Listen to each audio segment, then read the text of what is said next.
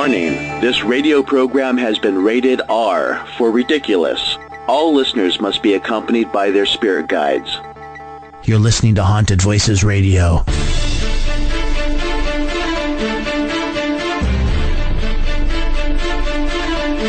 This is Haunted Voices. Join your host, Todd Bates, as he takes you on a journey into the unknown. Haunted Voices Radio.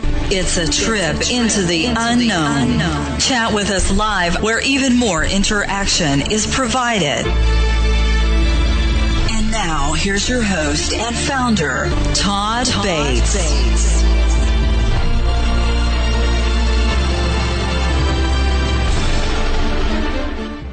From the land beyond, from the world past hope and fear.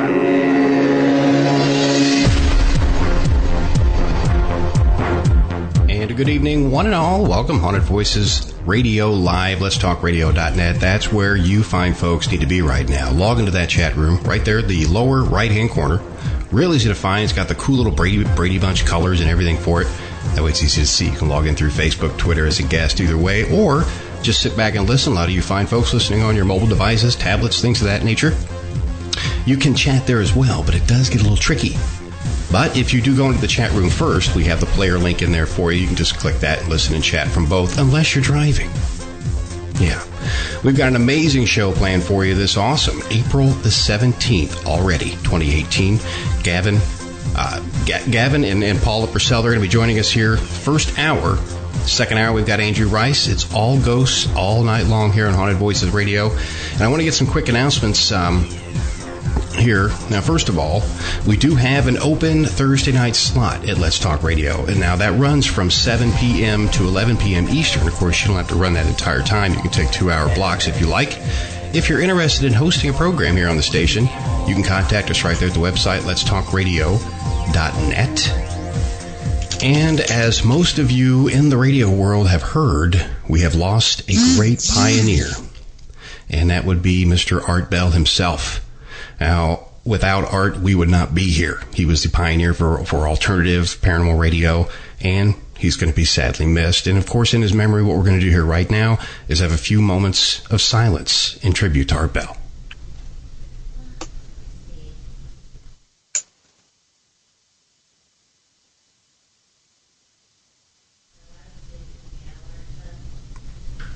Okay, now, our first guest of the evening, of course, Gavin Kelly, Paula Purcell.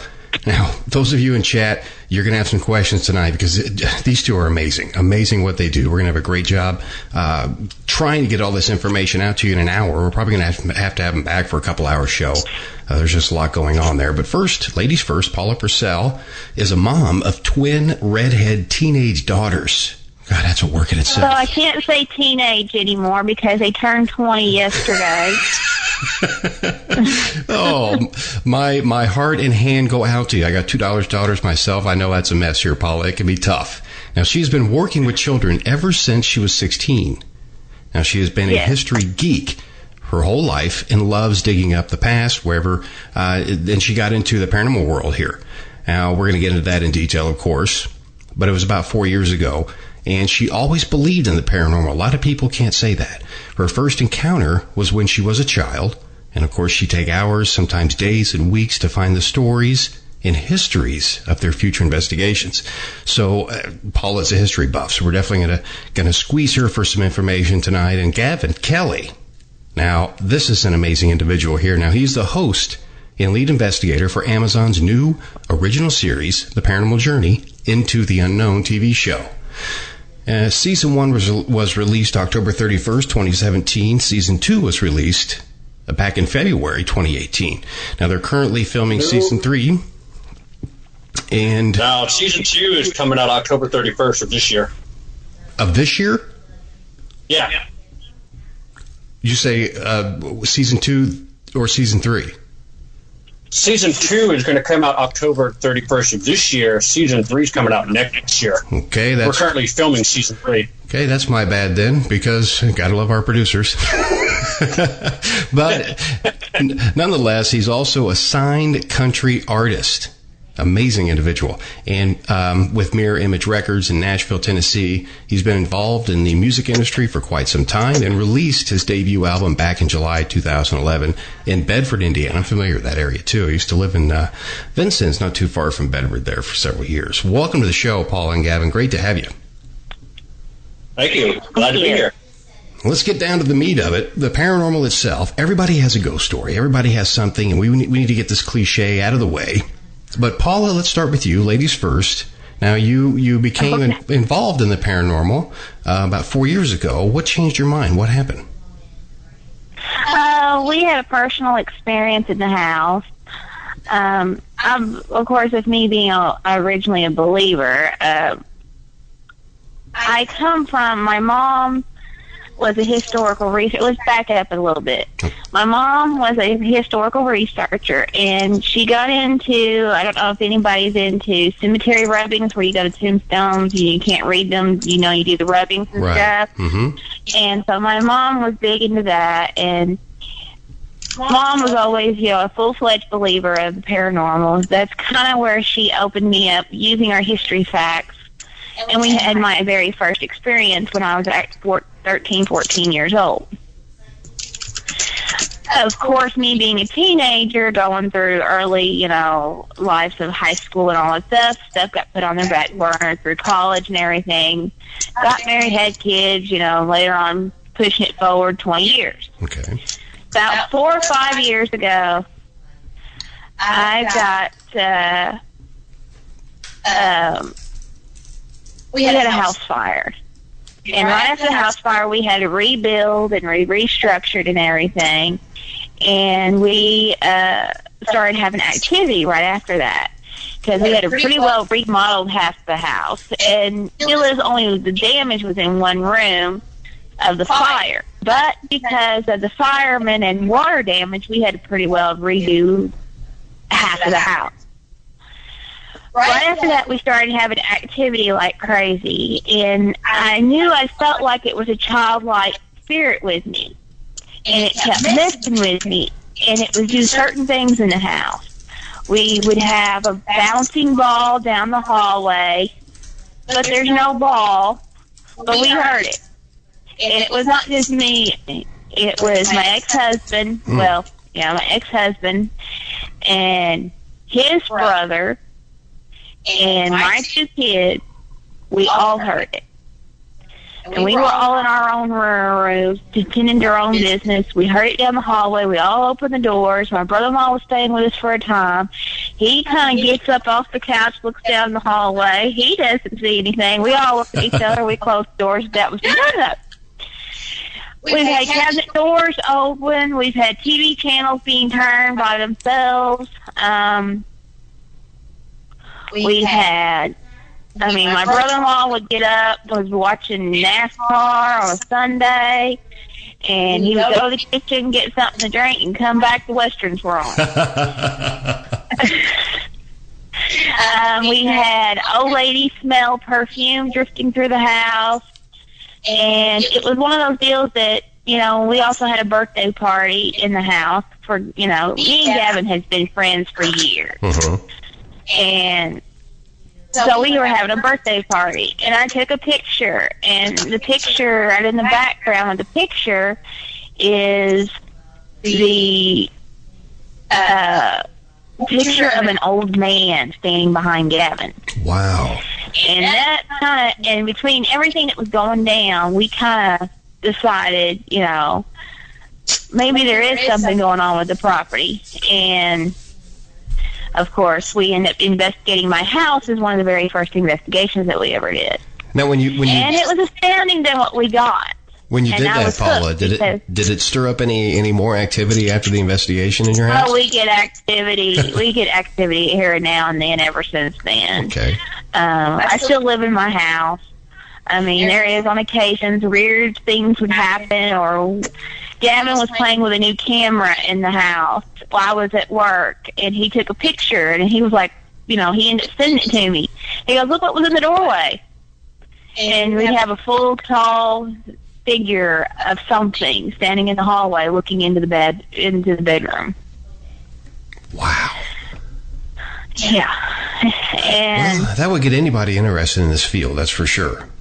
I mean, you're seeing full-body but apparitions. I've always been a believer.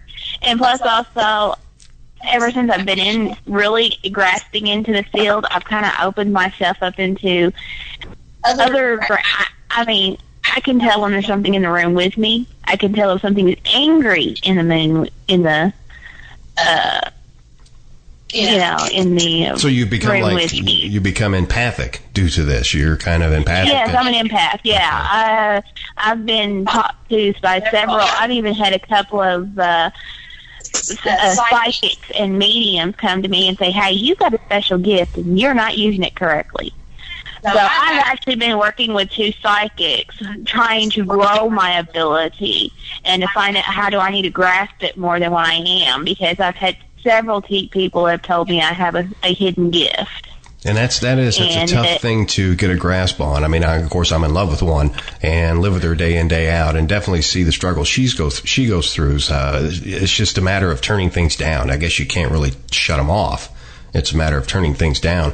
Me, I don't want to see those kinds of things, Paula. That's just, I want to be sensitive as a brick. I want to close my mind to those kind of things because there's enough in there already. That's for sure. Gavin, what about you, my friend? What got you into all this? You've been doing this for several years. What ignited the fire?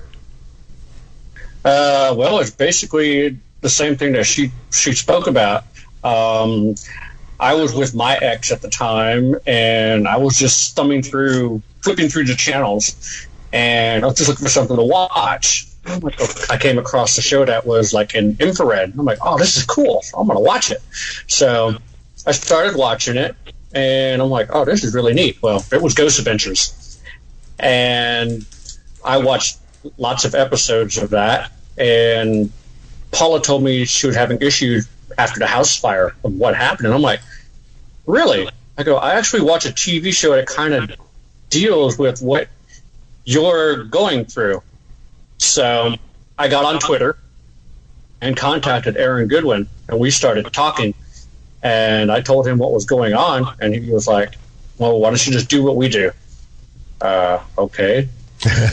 Well, what do you mean do what you do? He goes, just investigate. I'm like, okay, I don't know the first thing to do. So he kind of sort of gave me a direction to go. He told me, what do you have for gear? I'm like, okay, well, I have a Sony Hi8 video camera that has night vision. I have a digital recorder, which I used in college. I had a regular digital camera. And he goes, okay, well, those are good things. Well, now what you need to get is an EMF detector. I said, EM what? So I found one online. It's a Ghost Meter Pro, which is a little teeny-weeny device, cost-effective, so it didn't break the bank, and it is a high-sensitive EMF detector. I told Paul, I said, well, I talked to this guy named Aaron Goodwin, and he's on a TV show, and he said, this is what we need to do, so what do you think? She goes, let's do it. So we killed the maid in the house, and we investigated her house, and we got what appears to be, which is really bizarre, the night vision camera was facing their bedroom inside, so all it was catching was just the bedroom in infrared. Okay. Just going around snapping pictures with the digital camera, we actually captured what appears to be a little boy on the view screen. But it didn't show up in the video, just on the view screen itself. And she started asking questions. She's like, who are you? And it came up and said, Frederick. And she did some research on her house and found out that there's a little boy here that died 5 years old of whooping cough named Freddie. Oh, wow. But he goes, that's his nickname, but he goes by the name of Frederick. And then we actually got EVPs, a Class A, one that says, leave me alone. And, of course, the other one is the one everybody gets in a haunted house is get out. Right. So after we did that, I was like, this is so cool. So I compiled the whole video into, not really an episode, but into like a webisode, so I could have peer review, let people actually watch it and see what they think about it. See, good idea. What we saw is actually real, because I mean, we didn't believe it ourselves, and I was hooked since then. And then, of course, we get contacted by a producer in South Haven, Mississippi, that has an independent network.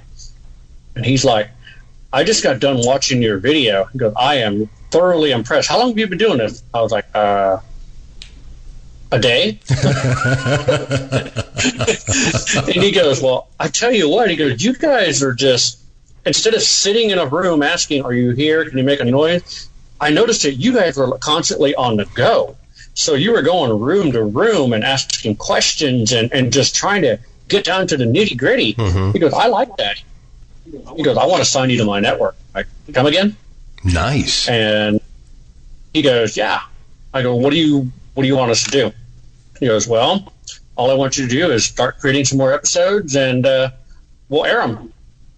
So I've already been bit by the bug of the paranormal right then and there, so now it even goes further because I get to actually be on a show. And what I wound up doing was giving them 13 episodes. We brought in 40,000 plus viewers to their network within a year. Very nice. And then, of course, Amazon watched that, and they contacted us, Amazon Studios, and they're like, yeah, we noticed what you've been doing with that other network, and we'd love to have you on to the new original series. So since I've been bit by the bug, and now we have a TV series on Amazon. Yeah, it was like I stated earlier, we released... Go ahead. It was like your calling. I mean, everything happened for a reason here. You just get into it, you get some good evidence, people liked your protocol, the way you work things, and that's, I guess that's how it works. Right place, right time, Gavin. Yeah, pretty much. I mean, but ever since then, I mean, like, we released season 1 October 31st of last year, and we're currently season 2 is in post. So, but it has a release date of October 31st of this year. Okay. And season 3 will be released October 31st next year. Good. You've got all your ducks in a row. There's a lot of great things coming here. And, of course, we're going to get into that in detail at the end, how people can go to Amazon Prime and you know, watch this. It's amazing how everything came to pass with you two, from just a simple handshake to an investigation to a video to this. Really. Yeah. And that's tough to do. This is a tough community to you get latched in with anything like that because it's so saturated, guys. I mean, it's just, they're everywhere. And Brenda in chat's got a question for you, Gavin. She's asking, what piece have you filmed that is your favorite and you consider your best work? Well, the only ones I can really talk about are the 4 that are already out, but my favorite one is the Monroe House in Hartford City, Indiana. We actually captured a camera moving by itself. Whoa. Yeah. We were at the Monroe House. We just got done placing one of those motion sensors. We use like a REM pod, but it's not the static one. This one is actually a motion sensor. It detects motion and then goes off. I see. So I got done placing that, and we were walking out of the house. Paula and Joe stayed in the living room. I went outside to the trailer where the command center was, and I was talking to Matt Benton. And I said, yep, we just got done installing that sensor. He goes, cool. And all of a sudden, he's watching the DVR, and he goes, did it just move that camera? And I'm like, no. Why? He goes, that camera moved. Right away, he jumps up and runs on in, and he asks, and he's like, did anybody move that camera? And they're like, no, we've been sitting here. So he's like, that camera moved. And the funny thing is what we do, we don't use the standard tripod with a DVR camera because, believe me, those are easy to trip over, or they fall over. Since I'm a musician, I use a round metal base with a mic pole and just clamp the camera on. Great idea. Great balance. Oh, yeah, and it doesn't swivel or anything. So, I mean, like the camera, if you hit it, it's not going to spin. The whole thing will spin. And the reason why I'm saying that is because Matt ran into it, and the whole thing spun. So when you watch the video, the camera moved by itself, not the entire pole or the base. It was just the camera. So it's like they actually moved the clamp and the camera. That is amazing. So they manipulated it somehow. Yeah, because they moved it twice. Because those have a pretty good weighted base on them as well, and to move that would take a large amount of energy. I mean, that's the reason why I came up with the idea about using a mic stand, because we were at Old South Pittsburgh Hospital, and me and my camera guy were up in OR 2, and Paula is trying to get a hold of us frantically, and she can't get a hold of it. My radio, I'm not getting anything because I'm actually in the OR, and, well, radio frequencies are not allowed into that room. Hold that thought 1 second, Gavin. We're right there where the radio, the different frequencies, all that's coming up here, folks. Stay tuned. More on the way. Join us in chat. Let'sTalkRadio.net. Haunted Voices Radio.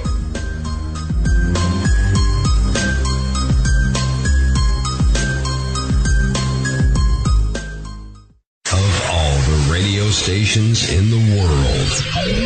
We're one of them. WGOG Digital Broadcasting. Let's talk. It's safe to say that we are not alone in the universe. Most of us believe in the existence of intelligent life elsewhere, but where are they? With over 19 years of extensive research, author, investigator, and ufologist Tom Conwell can only provide one answer. They are here. A series of books like no other that contains compelling evidence of UFOs on the East Coast. Volume 1 in the central United States. Volume 2 and the Western U.S. Volume 3. Not only has Tom written about these sightings in his book series, but also painstakingly documented each report on a one-of-a-kind UFO sighting map of the entire United States. Could the eyewitness reports of thousands of people be wrong? Read Tom Conwell's They Are Here series and decide for yourself.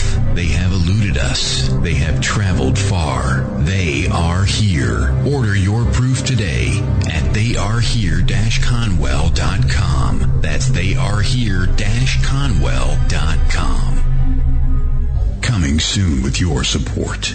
Preacher 6 is a small-town preacher that is summoned to the big city where he ends up fighting evil in a literal sense. The characters that he meets along the journey are something special and unique. They could all have their own films made about them. If you like original content that is driven by action and amazing writing, you must support the film Preacher 6. No remakes, redos, sequels, or do-overs for us. Let's take film back. If you like Quentin Tarantino-type films, then you will love Preacher 6. Preacher 6 is like Taxi Driver meets Sin City meets The Prophecy. So please be a part of something awesome. Sometimes darkness just needs a few well-placed bullets. Preacher 6. Support this new film at Indiegogo.com and search Preacher 6. That's Indiegogo.com, Preacher 6. Support it, and let's take film back. We interrupt our scheduled programming to bring you the following conspiracy theory. Humpty Dumpty was pushed. WGOG DB Clearwater. Let's talk.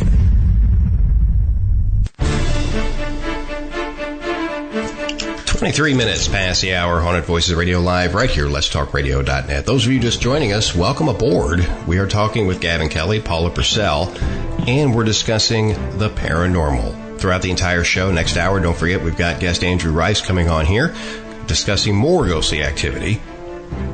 And you can participate in the program, of course. Just go to the website, letstalkradio.net. It's real simple. Log in through Facebook, Twitter right there and chat. Or you guys can just sit there and listen. And if you missed the first part of the show, we've got you covered. No worries.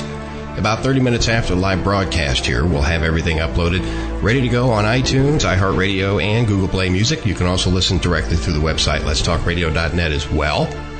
Now, before the break, we were talking, just got into the meat of a story that Gavin was telling us here about the radio frequency, the radio's in there. Gavin, continue. This sounds amazing.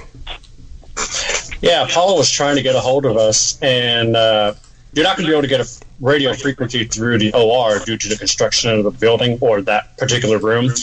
So when I opened the door and walked through the threshold, my radio kicked on, and she's like, Gavin. I'm like, what? She goes, we had hardware damage. I'm like, huh? She goes, yeah, we have hardware damage, equipment damage. I'm like, well, what is it? She goes, one of your DVR cameras is broken. I'm like, okay. So we went downstairs to find out what happened. This is the last camera that we have. It wasn't even connected. And now, once again, it's on the metal base with a mic stand clamped.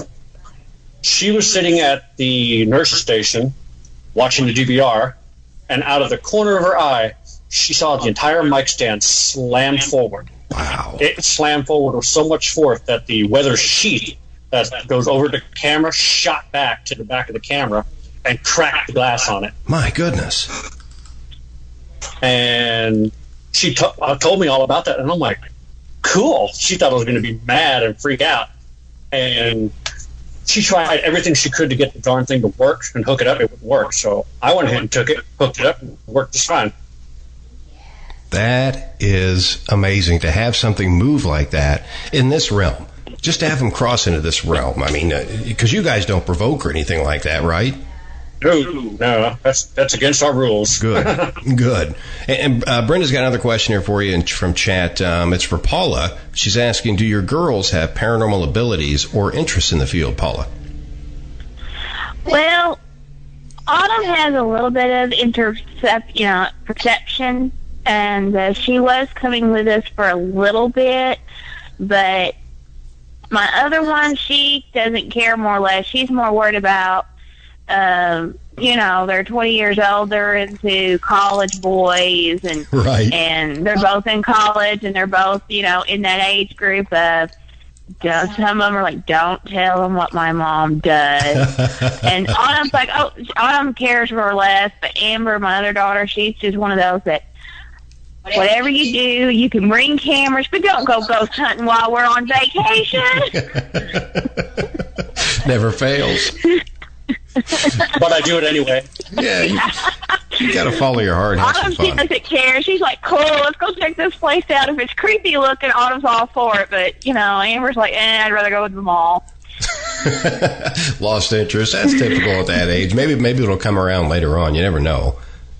Well, that's like I said. They probably have to have their own personal experiences to get into it. I mean, I understand. I was at that age at one time. Yeah, we've all been there and done that with it. I mean, it's a crazy field. Some people still think it's taboo. It shouldn't be talked about. I mean, come on, it's common sense. It's the afterlife. We have to go somewhere. Something has to happen. We're just all curious about how it happens. That's all. Mm-hmm. Yep. With your investigations here, let's get into some of the places that you two have been. Where are some of the places you guys have been, and which one really stands out in your mind? Well, right now, the one that stands out is my second trip to Waverly Hills, and that was Paula's first time to Waverly Hills. First time I went, we invited a group called Darkness Paranormal Society, and Eric Smith was the lead investigator. He was currently in the morgue using the spirit box, and he was like, what room are we in? And right across the SB7, it came up and said, morgue. And he's like, oh, that is so cool. So I walked through the threshold into the morgue, and he's like, dude, it just said morgue. And all of a sudden it said, Gavin. He's like, dude, it said your name. So that was awesome. And we went back April 4th, and this is Paula's first time going. So I went into the body drawer, and I was using an app by Brian Holloway. It's called the Speculo, and it works kind of like the Echo Box, where you ask a question and then it kind of comes back with gibberish, and if you hear something that comes over that, then it might be something. Mm-hmm. I asked in the body drawer, I'm like, okay, So, what room am I in? And it said morgue. I'm like, okay, this is good. All right, I was here many years ago, and I stepped through that threshold into this room. What was my name? You said my name. 3 cameras, 2 recorders picked up Gavin. So it knew who I was. So that just proves right there that they do have some kind of memory, some kind of intelligence, if they knew your name and made it vocal like that. Which is really odd because I don't understand how that is possible. I mean, spirits don't have a brain. No, they don't have vocal cords either. It's, that's Exactly. That's the big mystery is how they do it. There's so many theories out there. One of them being magnetic if you're using analog. Just that they're able to manipulate the vibration, the energy itself, almost like telepathy, if you would. But it baffles me as well how they get on these recording devices because. Well. Now What I have discovered and from research, I kind of look at it in a way of computer. When the computer is saving the data, it saves it to a hard drive. Okay? So if the computer dies, it's on the hard drive. So what I started thinking was when you're passing, all of your memories and everything go into the brain, and then it downloads into your soul. That's a good theory. So when you pass, you still have your soul. That's where all of your memory is, and that's where everything is. But to speak, I have no idea about that. Yeah, I mean, that's, I like that theory where the brain downloads it. I mean, something has to animate us, for crying out loud. We just don't pop up like this. Something has to be inside doing that. And, the evidence collected, it seems to be more prominent now these days than what it used to. I mean, when I got into this years ago, no one talked about it. The community was more tight. They were more unified. They were open to sharing, collaborating, all of this. And the community has really taken a turn for the worse. It's slowly coming back together, guys, but there's bits and pieces. Everybody wants the next television show. They want the fame and fortune from it, and they seem to be stepping too far outside of the box and being more selfish. Do you agree with that, Gavin? Yeah, I agree with that 100%. I mean, the television shows are there, and they do raise awareness. They do help, but people need to understand a lot of that's for entertainment. And investigation it's serious. If you go about it the wrong way, you can get hurt terribly. So it's most definitely. It's a dual-edged sword, really. And you guys have been out there, long enough to gain all kinds of different experience. I'm sure you have all kinds of different encounters. These are some things we definitely want to talk about.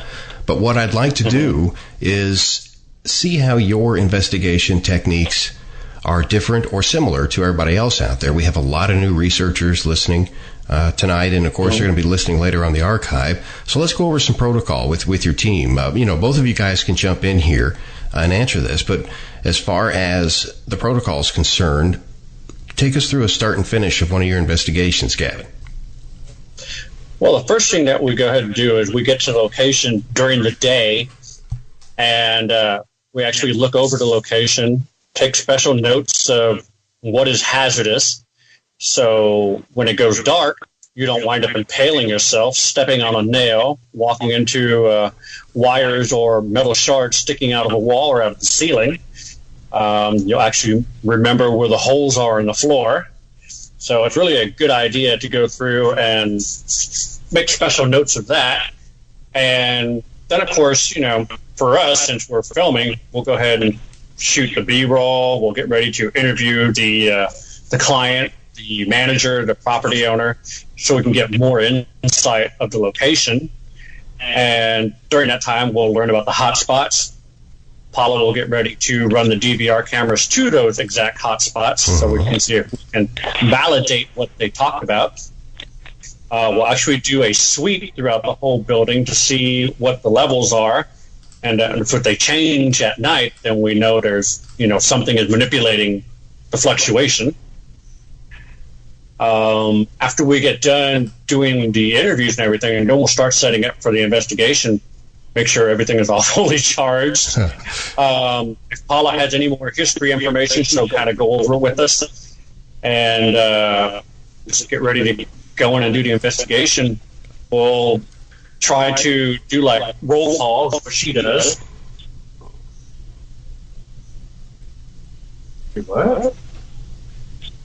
What happened?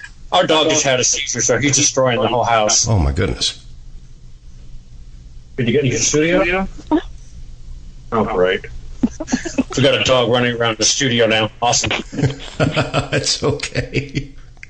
That happens. So, yeah. So, you know, Paula would do a roll call. If we're at a hospital or a prison, she's actually going to start naming off some of the inmates just to see if she can get a response. And, you know, during the walkthroughs and stuff, we'll get more information from the property owner, the manager, or whatever.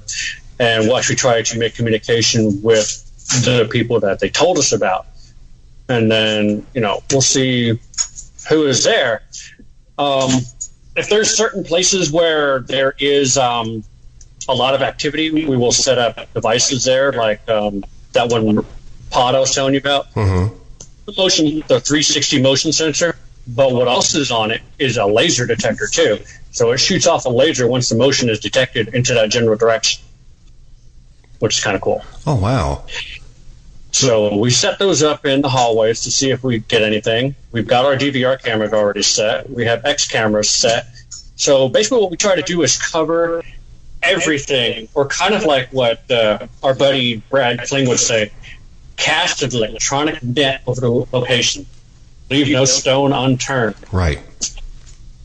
So, and then we'll start going through with all of our devices and see if we can get some fluctuation, temperature changes, you know, hot spot, cold spot, run the thermal and see if we can get anything.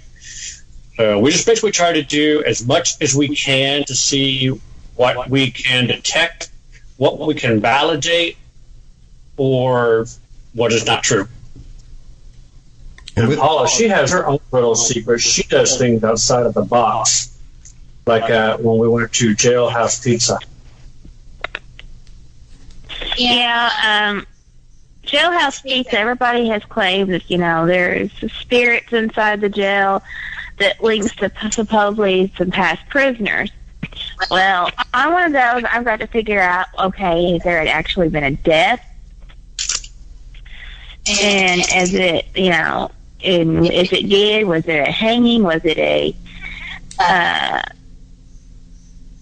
if it was one of those that just, you know, I need to find the story of everything that's going down, and I don't want it to, you know, I'm out there to find the truth. I'm not there to find, you know, false stories. I'm out there to find out, okay, if this is association that's linking to this. Mm-hmm. And anyway, to make a long story short, we had, I was looking into the town, not just the location we're at, and I found out the town was linked to a very, very, very big, huge tragedy that happened in the 1970s. We had a tornado that came through in Brandenburg, Kentucky, and it killed 32 people in Brandenburg, Kentucky. My goodness. Well, right next to the jail is the courthouse. And it basically, I don't know, you know how tornadoes can have their own interesting of, they can go and destroy one or two houses, step up, and move forward, and this one lonely little house would never get touched at all, but everything around it's destroyed. Right. Kind of the same scenario in Brandenburg, Kentucky. Everything was destroyed within a 4-city block of the jail, but the jail was not touched. Ooh, that's eerie. Yeah, the courthouse that was right beside the jail, nothing left of it. And it was just one of those deals that we found out that within those blocks of the jail, 32 deaths happened. A lady across the street from the courthouse was doing somebody's hair when the tornado came through. Because the deal is, when this happened, it was years before we had the alert systems that we have now. And she had, so she was in the middle of doing somebody's hair. Her and the person that she was working on killed. They were both killed. So what I did was I was thinking of, okay, the stories of the deaths are not necessarily related to prisoners that might have been there, but what's linked around the building itself. Some people didn't like what I came up with. Some people thought it was cool as could be. And so what I did was reincarnate a sound of a tornado, the vibration of the tornado. And so it's to the point that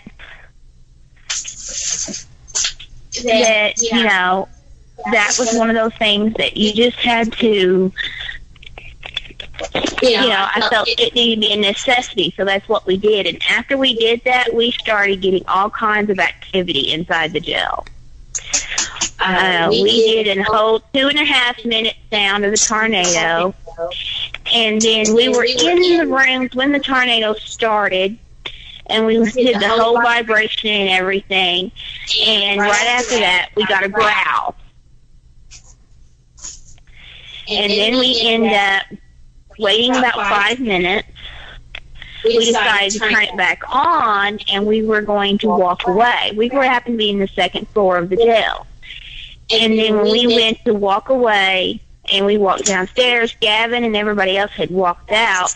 Me and Joe was the last two to walk out. Okay. So we were walking down the stairs, and while we were walking downstairs, we heard what it sounded like right behind us, running footsteps. And they were running down behind us. And right before we set to make that, the second rounds of the tornado sounds and vibrations, we had used a program called Alice. And across Alice, and everybody is particular about Alice. Some people like Alice, some people don't. They all question everything. And I mean, every instrument that we use in paranormal, we all question every little piece of evidence there is. Sure. Oh, sure. But on Alice, right when we fixed to start the tornado sounds and the experiment, we got on Alice take cover. So, with that being said, after that, we end up taking and doing that activity. We end up running down the stairs. Somebody sounds like somebody was chasing us behind stairs. Everybody else was outside. Me and Joe stopped. We turned around. We were like listening, and and we could hear like footsteps going on upstairs and everything, along with the running down the stairs behind us. And then, of course, everybody was coming back in going, where did you guys go? Why did you all not leave? Because I said as soon as we got ready to leave the activity, roused. We just felt like we needed to stay there to prove that something was going on. So you mentioned you actually played the sound of a tornado. Do you think that's what sparked their attention, kind of woke them up a little bit? I do believe so, because the fact is, we used a bass amp. So, the vibration settled all through the building. We even had everybody outside, were called the cops because they were questioning what they were, the neighbor across the street was hearing. So we actually had a cop show up. And, of course, the owners had to rectify and tell them, they're here to investigate, and it was an experiment that they did, in which the owners thought it was cool as heck because they'd never seen an investigating team come in there and think about using a tornado experiment to be part of the jail because I took what the tragedy was, the surroundings, because I felt there was more to it than what people have said. So I just, sometimes my, intuition feels like, maybe we need to do this instead of doing this. I think we might spark out more activity if we do this. I'm not saying that we're like taunting or anything of that effect. It just feels like it opens their environment that they're used to, that they're around. And sometimes a tragedy will open an environmental existence. The history behind this, Paula, of these different locations, you know, I'm curious, I'm sure everybody else out there is as well. Is there any tips you can give researchers for the history? Is there certain things they should do to do a background check on these private residences or businesses for that matter? Is there any secret things you do? Well, I mean, technically speaking, look at your deed. Your deed always has those numbers you can refer to. And every deed of that property has to be recorded, even before the land is even built on. Because personally, for my property, I ran the deed number on mine, found out who the previous owners was, find out what their deed number was, and ran it all the way back. And I ran my property line up to 250 years ago. And it depends on how your courthouse and your library goes on historical research boundaries. And then also finding about any tragedies that happen within the property. I mean, you could have a bad, severe automobile accident happen in front of the house. Or you can have, you know, a death that of a child had died on the property. Or it could be many, many little different things that can cause, you know, that links to that property or the surrounding property. Because some people, you know, you might have someone that might have died next door or across the street. They might not feel comfortable with those people in your house. And I do truly believe that spirits that don't feel comfortable in a situation travels across the street to visit you. And the only reason why I say that is because the little boy that's in our house, we know for a fact, goes and visits the neighbors across the street. Social. Hold that thought 1 second. We're going to skip off here to the final break this hour. We're going to be back here in just a couple minutes. You guys stay tuned. Haunted Voices Radio. Let's talk radio.net. Stay tuned.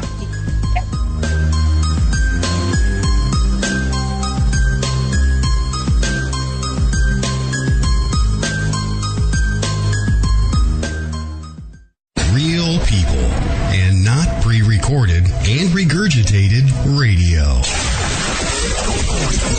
WGOG DB Clearwater.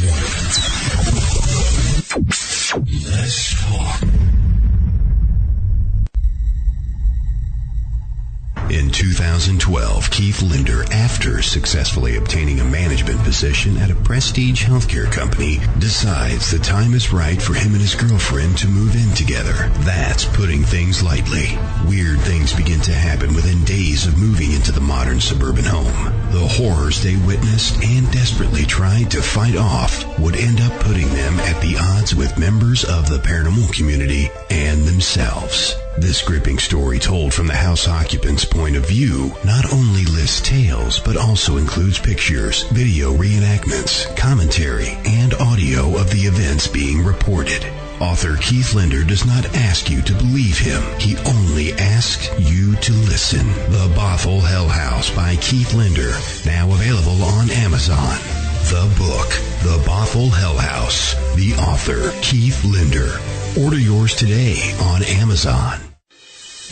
Since 1948, Fate magazine has delivered a one-of-a-kind reading experience, covering everything from psychics, UFOs, paranormal investigations, and more. To subscribe, visit fatemag.com or call 828-702-3032.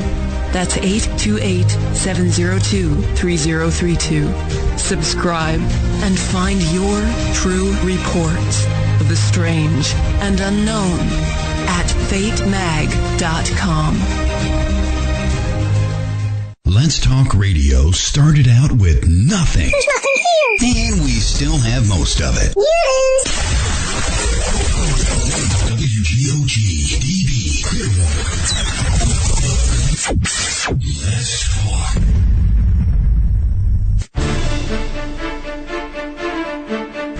.47 minutes past the hour. Those of you just tuning in, you're listening to Haunted Voices Radio, of course. I'm your host, Todd Bates, and our guests this hour, Gavin Kelly, Paula Purcell, are joining us. We're discussing the paranormal, folks. That's what it's all about. We're going over investigation tips. Of course, their latest series there on Amazon Prime. A lot of great things. The historical background that it takes for an investigation. You just don't show up on the front door and knock. There's a lot of legwork you've got to do prior to that, and a lot of people are already learning some great tips that these two have provided for us. So join us in chat. That is open, of course, free of charge to all of you fine folks out there at letstalkradio.net. You just click on Facebook, Twitter, however you want to log in there. Just go ahead and get in there and post your questions in all capital letters. Get the final ones in there, and then Megan will get those over to us, and we'll get them out there to our guests. We just have a few minutes left in this hour. This hour flew by, guys. I mean, flew. So we definitely have to get you two back on here for, another program for sure. And then before the break, Paula, you were talking about the history of a location and some of the tips. You were providing some tips, and hopefully you remember where you left off, because I know we had a little bit of issues there with the phone. Yeah, we were talking about how to background research stuff and how it's important to always look at the deed of the person's property, the address. It'd be interesting to find just going to your local library.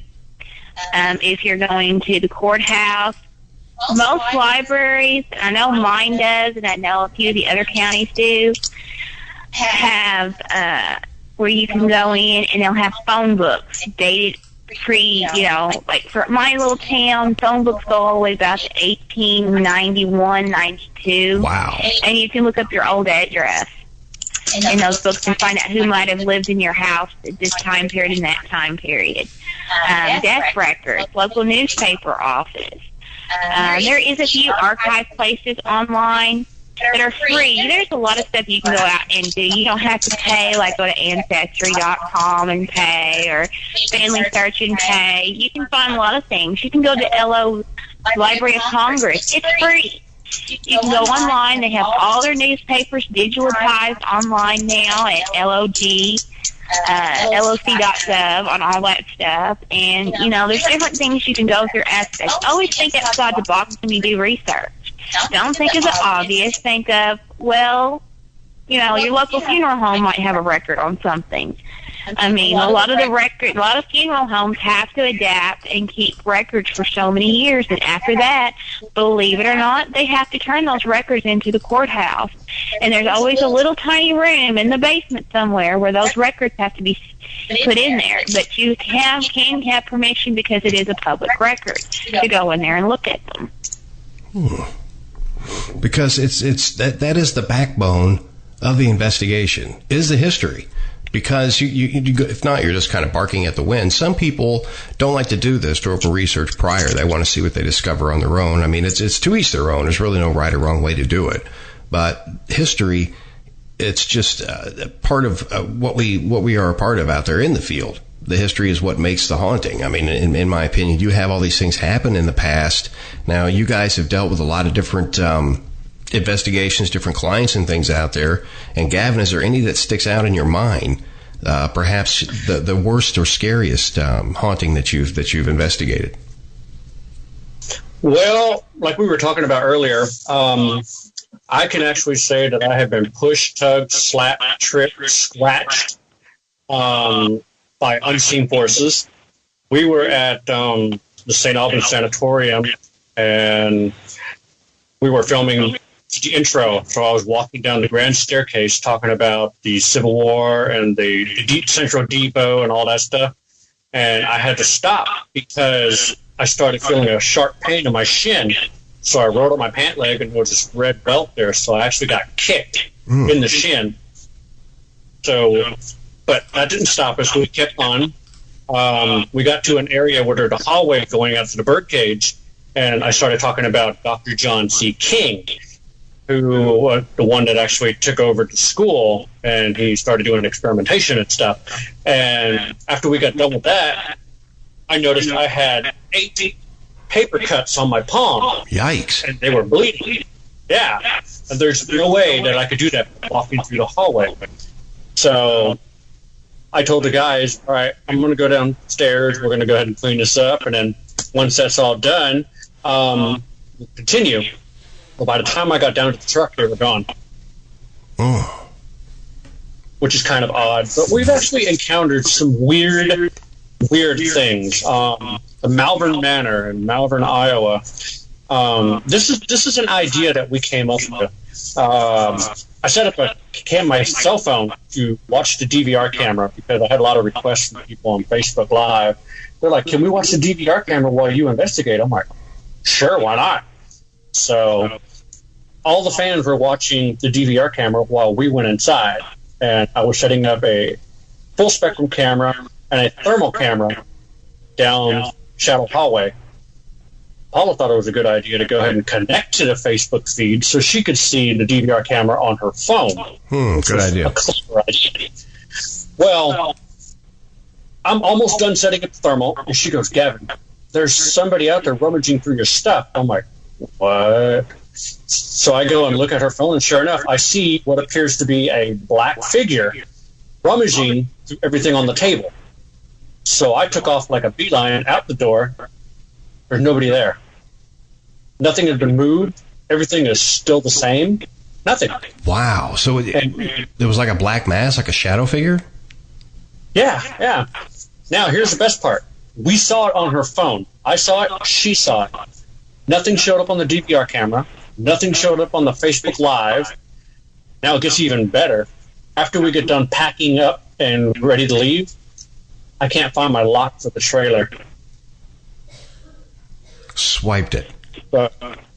Pretty much, yeah. So I was talking to a friend of mine, Cheryl. She is a medium, a psychic. She was talking about the Malvern Manor. She goes, oh, you encountered Hank. I'm like, say what? She goes, Hank, he's a klepto. He likes to take things. I'm like, really? So I went ahead and called the owner of the Malvern Manor, and he said, well, I'll be on the lookout for it. Well, a couple days later, I get a phone call. He said that he was doing a tour. Opened up Hank's dresser drawer, and there was my lock on top of Hank's pajamas. That's wicked. Yeah.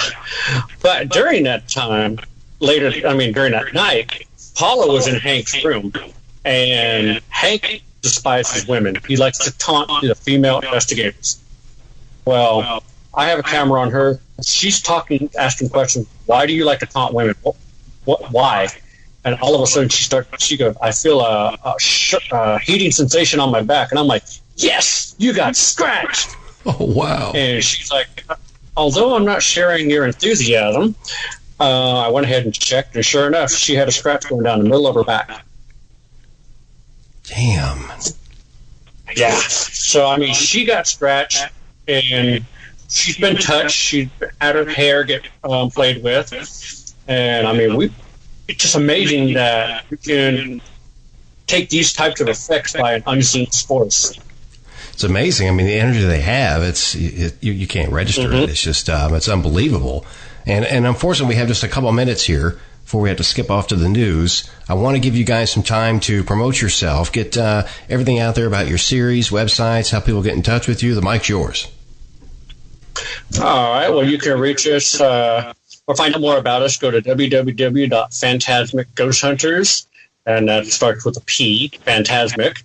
You can find us on Facebook, Phantasmic Ghost Hunters. You can find us through Gavin Kelly or Paula Purcell. You can find me on IMDb by searching Gavin Kelly and look for The Paranormal Journey to the Unknown. And, of course, The Paranormal Journey into the Unknown is our new original series on Amazon, which you can actually watch Season 1. Just go straight to the Amazon site, type in Paranormal Journey into the Unknown, or just scroll through the menu and it'll pop up there so you can actually watch it. Our email address is phantasmicghosthunters at gmail.com, so if you want to send us an email. And, of course, one thing that we failed to mention, we're currently working on a movie. It's called Lucy, and that's probably going to be due out into the theaters possibly the fall of 2020. And all the proceeds of that movie goes to the St. Albans Sanatorium for restoration and upkeep. Paula, is there anything you'd like to add? Well, I think you pretty well covered it. Well, I try. Any final tips you want to give people, Paula, before we end this here segment? Always know the story and take everything like a grain of salt and find out your own true story of a location. Oh. And besides that, always make sure that you go through all of your evidence with a fine-tooth comb. When in doubt, throw it out. Well said. More true words have never been spoken. You two were amazing, and we've got to get you back on the show for a 2-hour special. Talk more about your investigations, and there's just so much more. We barely scratched the surface about you two, so we will get you back here on the show. And thank you very much for taking time to come on tonight, you two. Hey, not a problem. Thanks for having us. Not a problem. Absolutely. Thanks. You bet. You two take care. Have a great week. You too. And there they were, folks. Gavin Kelly, Paula Purcell. Their links are right there in the chat room. Very, very interesting things. I love hearing what other research teams have gone through, some of their techniques, what they use, what works best for them. That's all part of this community and what we're supposed to be doing, folks. We are supposed to be sharing all of this. Don't keep it to yourself. Get it out there. Get it out there. Don't hoard evidence. Don't be one of those people. Get it out there. Reunite with this community. Now, we're going to have the latest news right now, of course, but coming up, Andrew Rice, we're going to be discussing his paranormal team in Texas, and here's some about his ghostly encounters as well. All of that coming up. Join us in chat. Let'sTalkRadio.net. More Haunted Voices right after this. Here's your latest news.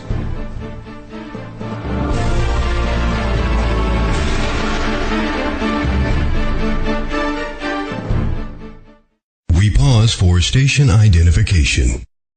It's the little cinder block building on the north side of town with the towel behind it. WGOG DB Clearwater.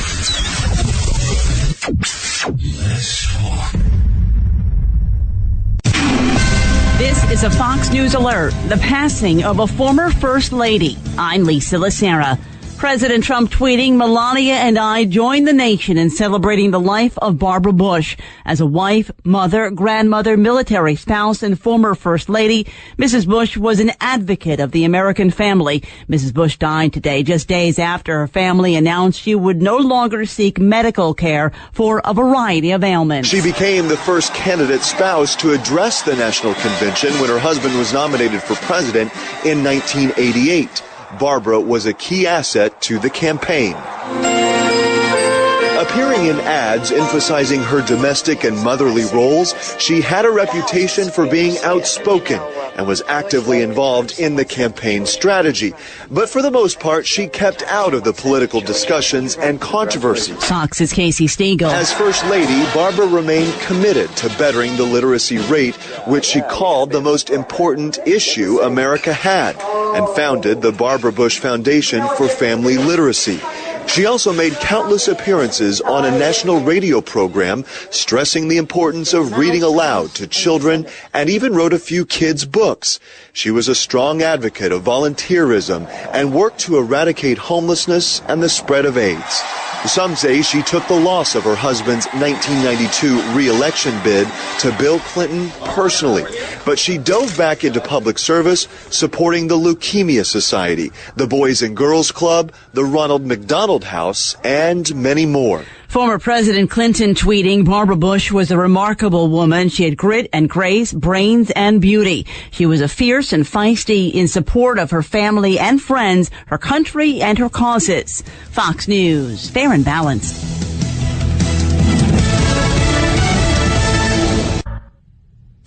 Repeating our top story, former First Lady Barbara Bush has died at the age of 92.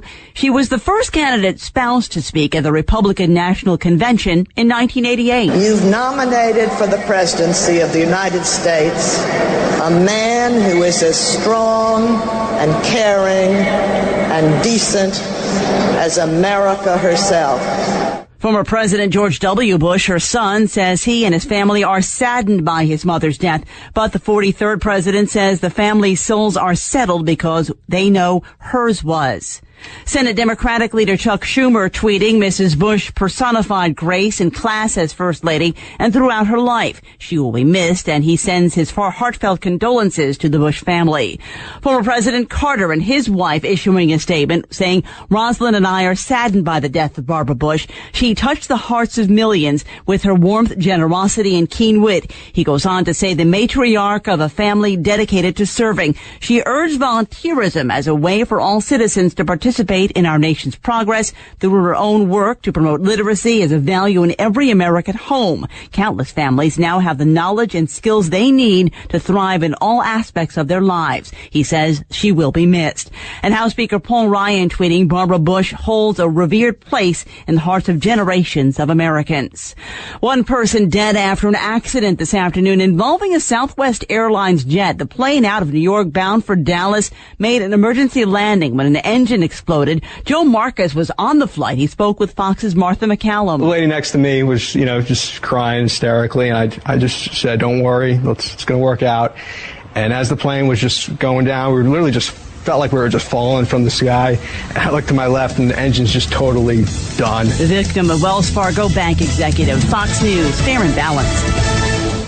Terry Lovelace is a 64-year-old retired lawyer and former assistant attorney general. The earliest alien experience Terry can recall was when he was 8 years old. Incident at Devil's Den. In May of 1963, he saw a UFO and described it as a perfect silver disc. 3 years later, on a clear night, he saw a second flying disc outside his second-story bedroom window. Incident at Devil's Den. In 1975, while serving as a medic in the Air Force, he witnessed yet another UFO hovering 50 feet over an ICBM missile silo. Incident at Devil's Den. 2 years later, while he and a friend were camped in an isolated state park known as Devil's Den, Terry had a life-changing fourth encounter. Not only did Terry and a friend witness an estimated 5-story high UFO, but this fourth encounter would be an epic, life-altering event. Incident at Devil's Den by Terry Lovelace. Digital download or paperback now available on Amazon. While the other stations are run from high-rises in the city, we're programmed from a little bungalow on Windtree Drive. Let'sTalkRadio.net.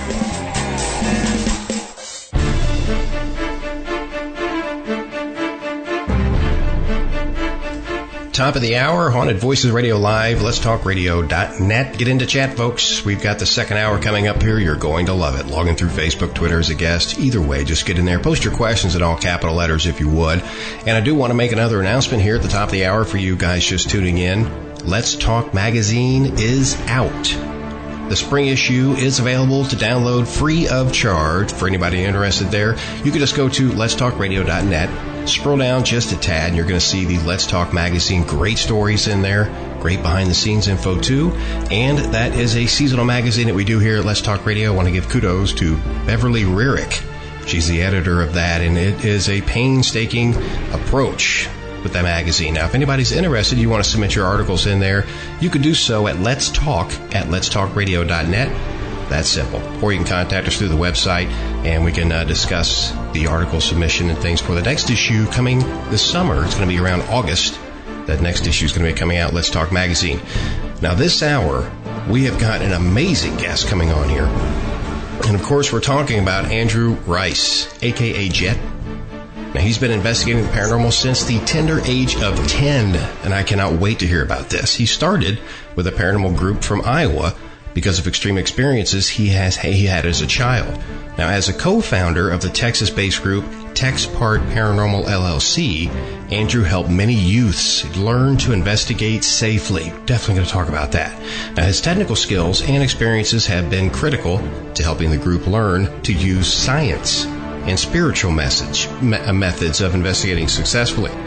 Andrew also assists each month with group's history, haunts, and legend tours in McKinney, Texas. So without further ado here, welcome Andrew to Haunted Voices Radio. Great to have you. Great to be here. There are so... For that dog. Oh my goodness, don't even worry about that. Don't even worry about that at all. We all love those things.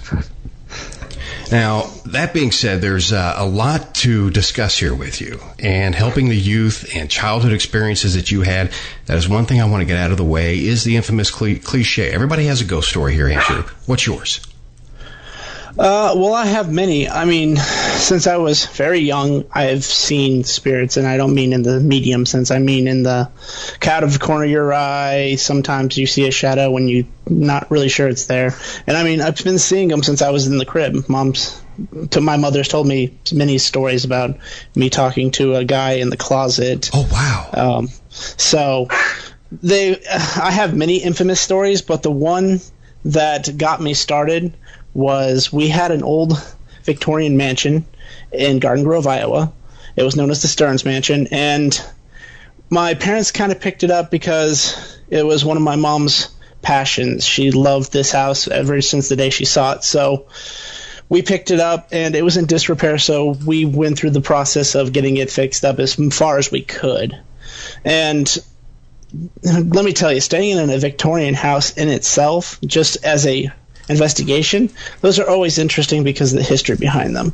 But to live in one is a whole nother story. I'm pretty sure many owners could tell you the same thing, that it's very it's both invigorating and challenging at the same time, because if you're not careful, you can attract things that you didn't intend on happening.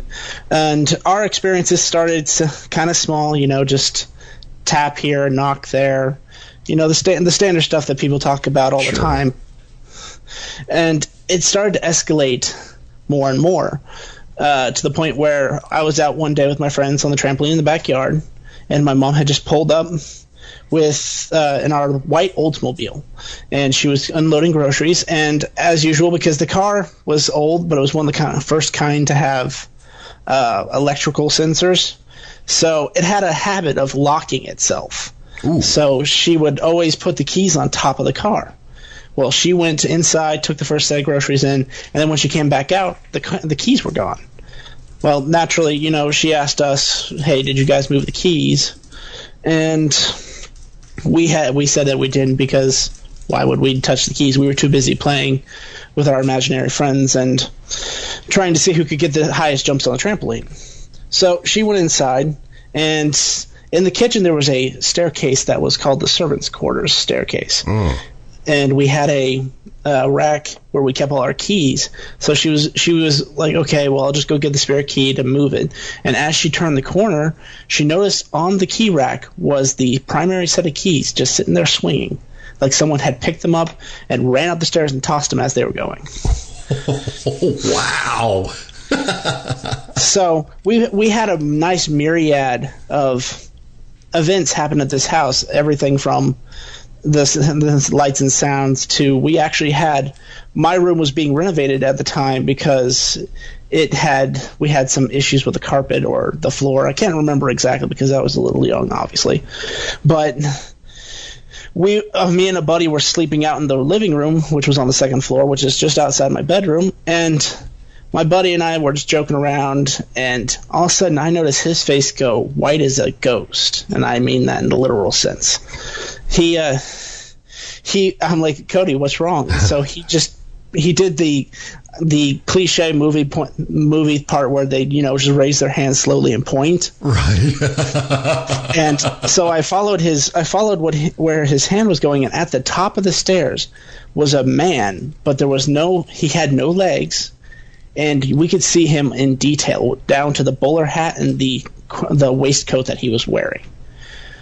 Well, we as kids we got a little freaked out, but yeah.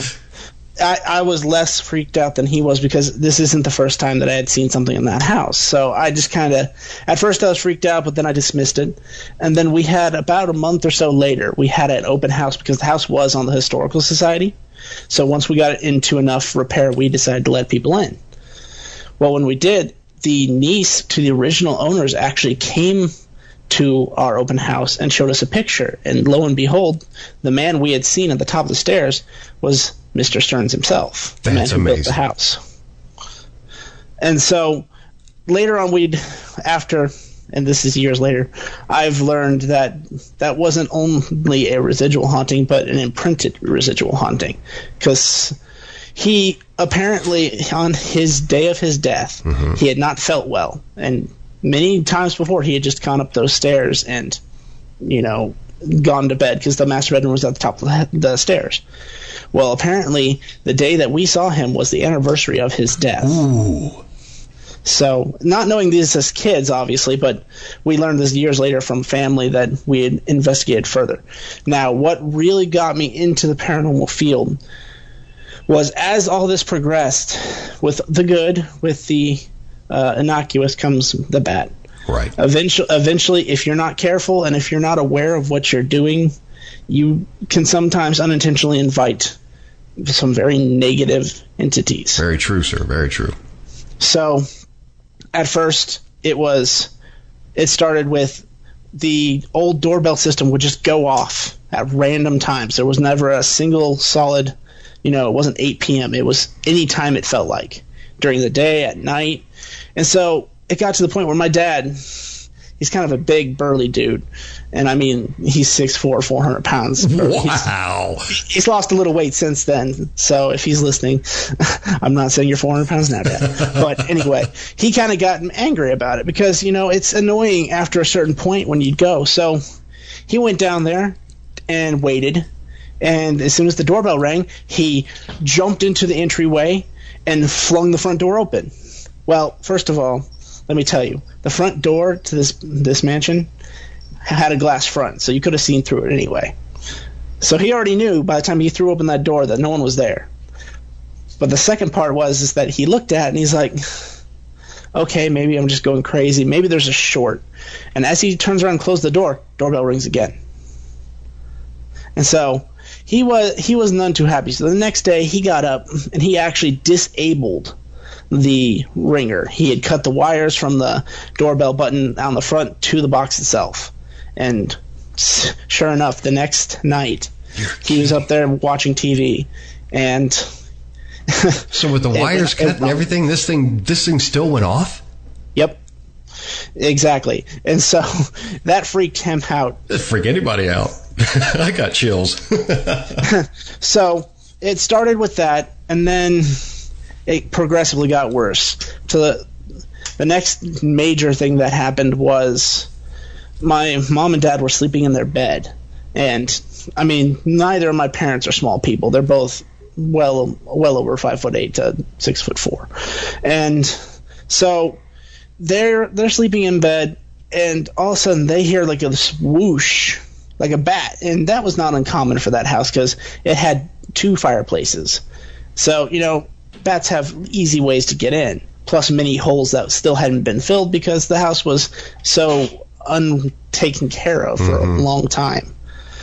Well, they were like, okay, so they weren't sure what that was, and so they looked around, saw nothing, and as they were going back to bed, they both felt the bed shake, and they get lifted up. Oh my God. Both of them. So they were on the bed, and Mom describes it as just like a moment of free fall where you just hit the ground like you'd been levitated. And that was pretty scary for both of them. So wow, the amount of energy alone right there, Andrew, to lift two people. I can't even imagine what force this thing has. Now, did it get darker? Did it get more malevolent as time went on? Yes. So the next thing that happened is we had this old answering machine that was broken. It was the kind where, you had your landline, and it was the cordless. It's one of those first kind of cordless landlines where you had the tape to put in to record messages. And it was broken. I mean, there was no way it could be working. So we had come back on a Sunday from church service, and my buddy used to leave messages on that all the time if he wanted to come and hang out. So I ran up the stairs and checked the answering machine, and Mom was like, Drew, that thing hasn't worked in months. Why do you keep doing this? And the next thing she hears from me is, Mom, you need to come up here. Now, keep in mind, I'm used to the paranormal at this point, so it takes a lot to freak me out. She gets up there, and on this answering machine, there is a message. This phone is unplugged. There is no way this message could have come through on a phone line, because this is one of those old types, so it would have had to come from phone-to-phone type connection through the LAN service. And at first, it just kind of starts out in this low growl, kind of staticky, and that continues maybe 5 or 6 seconds, and then you just hear this really nasty, "Get out." Damn. And so at this point, my mom's freaking out a little bit because we've dealt with plenty of things in the house, but this is the first time anything besides getting lifted off the bed, of course, showed any sort of violence towards us or any intent. And so she finally takes it to our priest, and he's just like, why did you guys wait so long? And she's just like, ghosts, ha ha ha, without you'd think we were crazy. And he approached the situation like this. He said, no, you know, what are we filled with when we get saved? The holy what? Ghost? Why would that be? Or the Holy Spirit? It doesn't matter what vernacular you use. It's all the same. Correct. And so he's like, why would we think you're crazy? The Bible is filled with spirits. So they come in and do a blessing for us, and things kind of quiet down for a little bit. But unfortunately, there was a lot of, and knowing what I know now, there's a lot of things I could have done if I knew this 10 years ago. Well, hold that thought 1 second, Andrew. We're going to skip off to a break because this is blowing my mind. And the audience, they're freaking out too. So this is a good thing. This helps raise awareness. Definitely tells your part of the story here. And we've got more of that to come here. Stay tuned. Haunted Voices Radio Live. Join us in chat. letstalkradio.net. We'll be right back.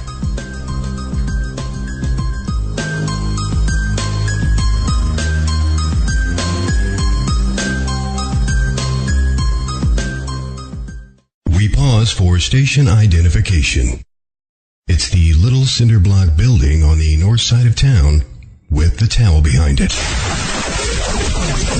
WGOG DB Clearwater. Let's talk.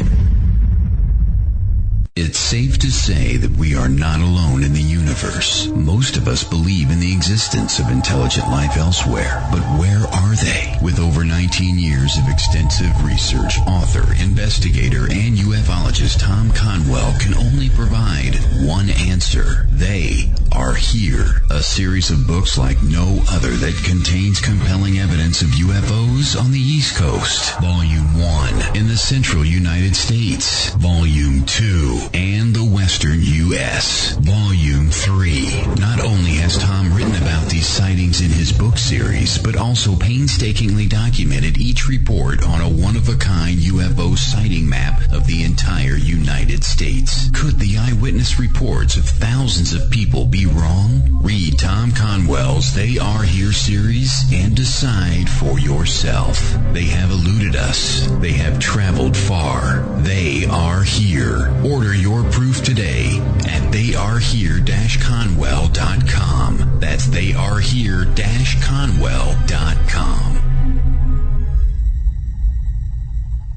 In 2012, Keith Linder, after successfully obtaining a management position at a prestige healthcare company, decides the time is right for him and his girlfriend to move in together. That's putting things lightly. Weird things begin to happen within days of moving into the modern suburban home. The horrors they witnessed and desperately tried to fight off would end up putting them at the odds with members of the paranormal community and themselves. This gripping story, told from the house occupant's point of view, not only lists tales, but also includes pictures, video reenactments, commentary, and audio of the events being reported.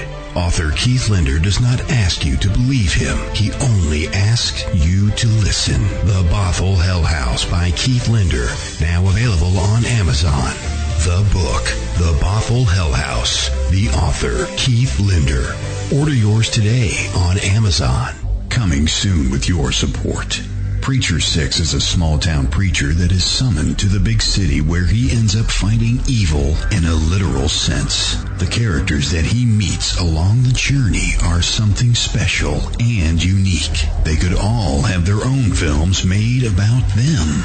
If you like original content that is driven by action and amazing writing, you must support the film Preacher 6. No remakes, redos, sequels, or do-overs for us.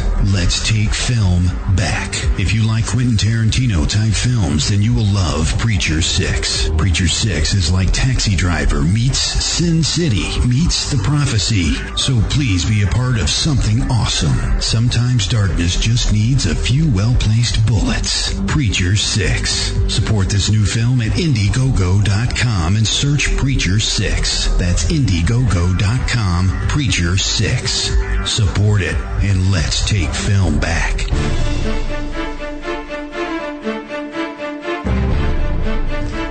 "23 minutes past the hour, Haunted Voices Radio Live. Those of you just tuning in, I'm your host, Todd Bates. And if you missed first hour, don't worry, we've got you covered. Everything's being archived. That's how we roll here. And that archive, I have that uploaded within anywhere from 10 to 30 minutes after the live broadcast. And you'll be able to hear that on all the mediums. They're at iTunes. Subscribe to us free there. Listen to us at iHeartRadio or Google Play Music. It's all free of charge. Or you can just go to the website letstalkradio.net. That's letstalkradio.net. And just search your favorite program right there. If you want to listen to this show, just search Haunted Voices. Just look under programs. You'll see it. Real easy. Click play. There you go. You're caught up at the latest. And while you're there, be sure and check out the latest issue of Let's Talk magazine. The spring issue is out. And you can get that free of charge. Download it right there. There's a link provided on the main page of letstalkradio.net. Look for the magazine. Can't miss it. And this hour, we're talking with Andrew Rice. And this story that he is telling is scaring the bejesus out of me. I can only imagine how you folks feel out there. Let us know your opinions in chat. Log in through Facebook, Twitter as a guest. Welcome back, Andrew. My goodness. This what you've been through since you were a young individual is mind-blowing. So it's one of those things where you are so seasoned with this that a lot of these things don't affect you. Now, one question I have for you before we get to this chat question is, do you feel growing up, since you've had such an experience as a young child, do you feel growing up that these experiences have become more intense, or are you seeing less? Kind of a little bit of both. As far as the general sense in the population of the world, it is definitely becoming more prominent, and that could just be because it's being more brought to light. It's not back in the day. It used to be a thing where you didn't talk about ghosts because that was just you were a crazy person. Correct. But now, in the current generation and the current way of thinking, it's okay to talk about it. So a lot more people have their eyes open about it. So in one sense, yes, I have seen it ramp up as far as activity in the public, but to the same intensity as what I've seen, not quite as much. Okay. And Brenda's got a question for you in chat. This goes back to your childhood. So were your imaginary friends ghosts when you were little? To be honest, most of my imaginary friends were not, unless they were taking the form of characters I knew from cartoons. Because I had various cartoon imaginary friends like Bugs Bunny at one point, and then it changed to you too, huh? I actually used to be a big Dragon Ball Z fan, so many of the characters from that show were my imaginary friends. I've always had a very strong imagination, as far as I'm very open to both the science of the paranormal field and the creative spiritual side of the paranormal field. That's a great mix to have, and it's a rare mix to find. You have a lot of people that are one or the other. But, I'm sure you agree, it's good to keep some type of skepticism or caution in the back of your mind. That way you're not so naive and you end up, messing all these different false positives. You start getting these things because you're so naive and thinking everything's paranormal. Agreed. And to a certain extent, TexPart has a process that helps weed that out with the... every group has a, intake form where people have to fill out things like what type of medication you're on, how old is your house, things like that. And that kind of helps with that. But as an investigator, it's also good to know the history of the place you're going into, unless you're just really wanting to go in blind about it. As you said in the previous hour, there's no wrong way to approach it in that regard, as long as you're being safe about it. I'd have no problem with people who provoke, because they obviously, that's their method, but I personally don't go into a location and taunt the spirits to get results, because if they don't want to give results, they don't want to give results. That is great practice, and I highly respect you for that, because there are people that provoke. They think, they're going to draw something out and it's going to be unmistakable. They're going to be able to catch it in a jar by doing so. It gets crazy with this provocation, especially if you're investigating a private residence or something, Andrew. I'm sure you agree that's going to disrupt the homeowner. We go there, we do our job, we leave. The homeowner has to continuously live there. And by doing something like that, we could really set off some sparks in the house. Wouldn't you agree? I agree, and that's why TexPart is also familiar with many forms of, many methods of, if the spirit is hostile, we have many methods in which we actually can have it removed. We're personally friends with several priests of varying religions. One is an exorcist here right out of Sherman, Texas. He's a very nice individual. He's very open-minded.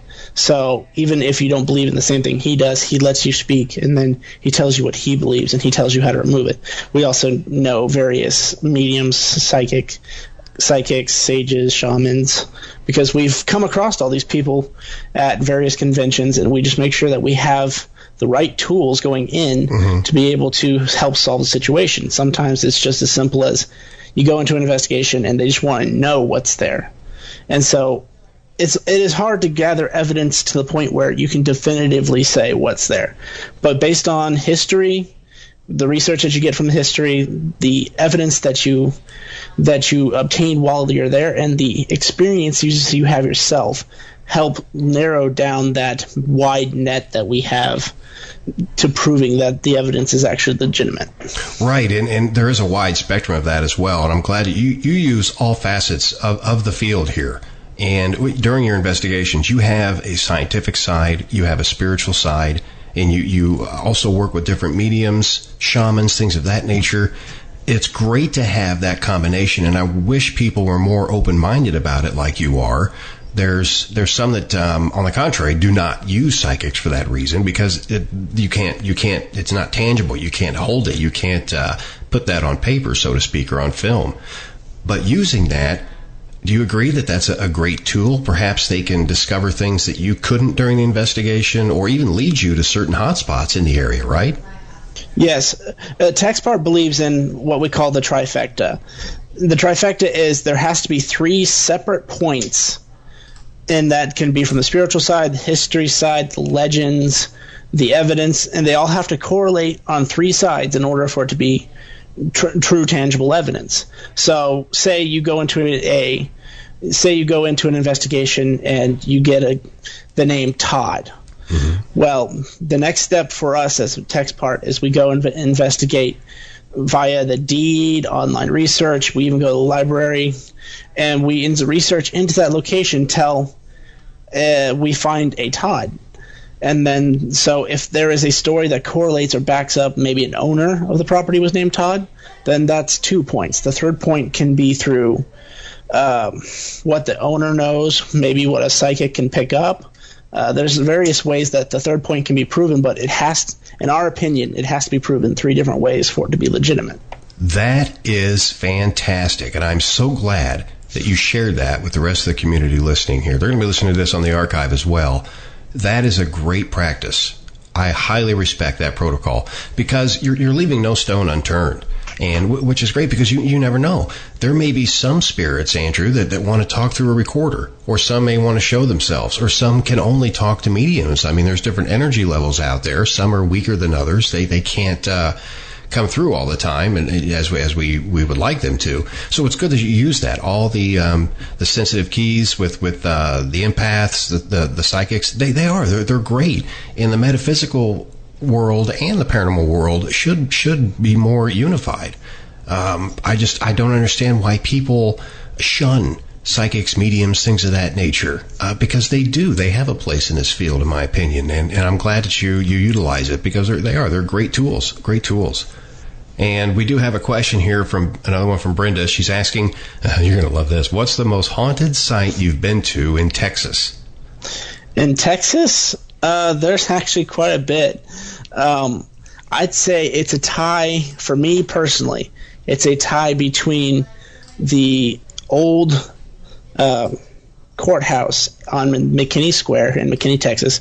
It's now the Impact Center, but we have investigated it when it was the Impact Center, when it was the old courthouse, and I say it's the most haunted for me personally, because my experiences, we've been there many times now, like 4 or 5 times at the very least, because they're very helpful and they want to know what's in their place as much as we do.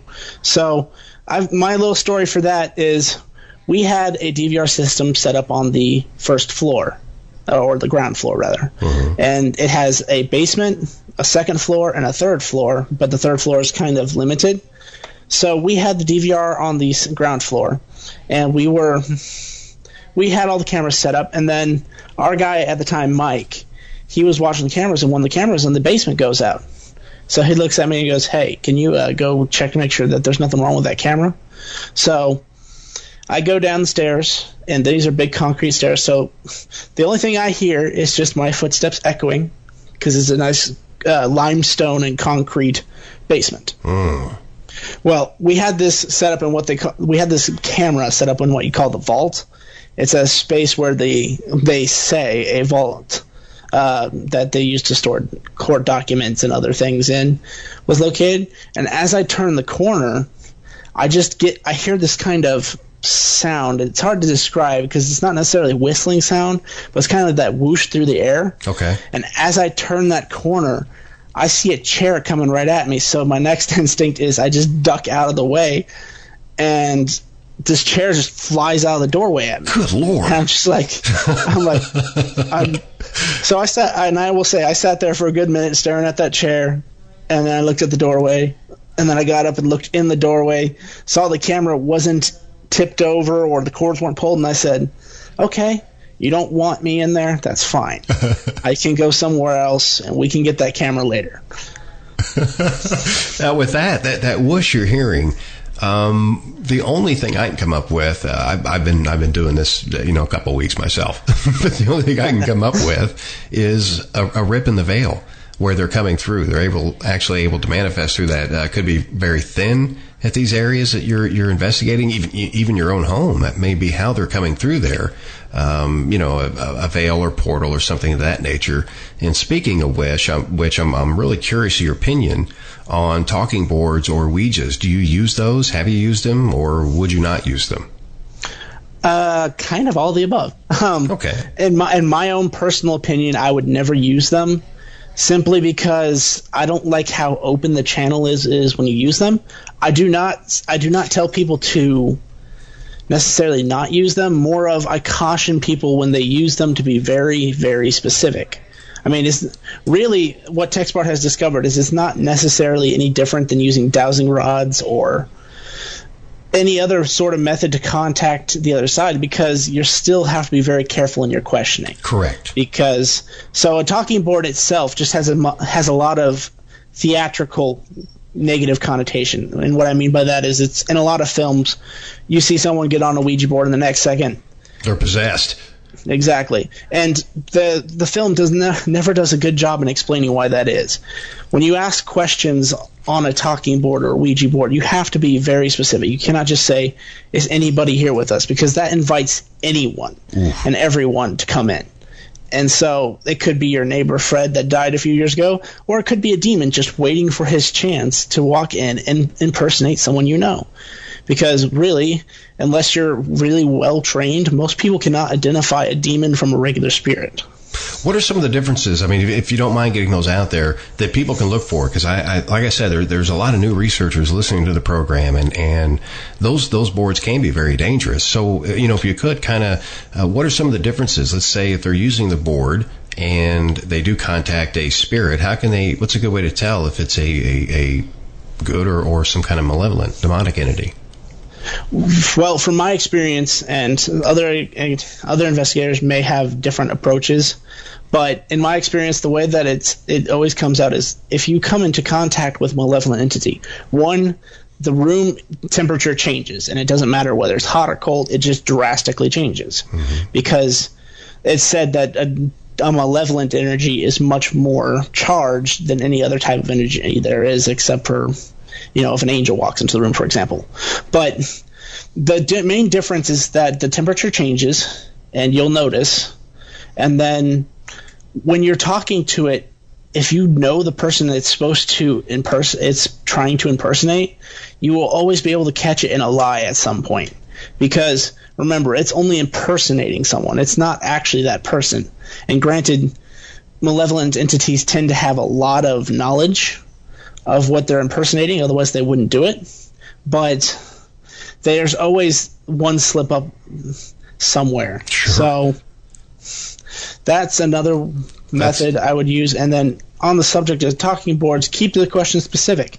If you're at a location, say a train depot, limit your questioning to, is anybody who has worked here in the past or anyone associated with this location here with us tonight? That's specific enough that it gives very little wiggle room for someone to just walk in unannounced. It may take longer to reach somebody on the board, but at least it's going to be somebody that you know is a decent type spirit, right? Right. It's safer. A lot safer. And we definitely have to have that. And we got a question here from Wendy for you. Does he think things like the limestone in the basement increase spirit activity?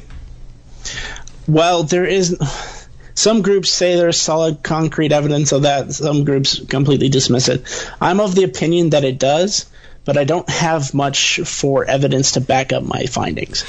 Yeah. All I have is experiences in... I've dealt with a lot of old houses, from a Victorian mansion to... I've even had an investigation on a former USS battle carrier that is ported here in Corpus Christi. Mm-hmm. So I've noticed that the material around you can have an effect, but I would not say it's the only driving effect for a spirit to come through, because we've encountered spirits in the middle of an open field before. Correct. No, that's well said. And those could be ley lines, any different things out there in an open field, or it could be a residence that wasn't there, tied to the land itself. The limestone theory, I follow that for years myself. I do a lot of electronic voice phenomena, work, recording and things. And places that have the limestone foundations, it's almost like they're a sponge, Andrew. It's like they hold this. Right. And it just kind of seeps out, I guess, when it's full. But, I wish there was more evidence to back that up, because it is, it's a sound theory, no pun intended, but it's one of those that it's not tangible. You can't hold it. You can't, justify it. So it's tough.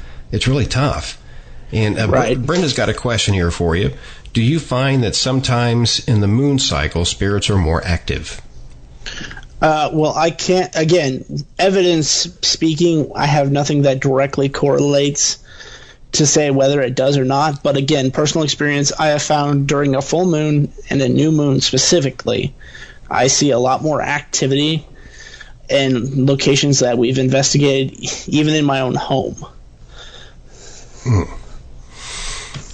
Yeah, the moon cycle, that's that, and solar flares, the static in the air, the positive, negative ions, all these different things they're tough in this field, Andrew, to really document everything. And that's why, I recommend, and I've seen a lot of teams, they have specialists on their teams, one that specializes in photography, sound, videography, all these things, because there's so much. It's such a broad spectrum that it's hard to, have a whole team just go in there and say, okay, let's go get some good stuff here and start flashing everywhere. There's enthusiasts that do that. Don't get me wrong. I've seen it. It's disgusting. It's horrible, but it is what it is.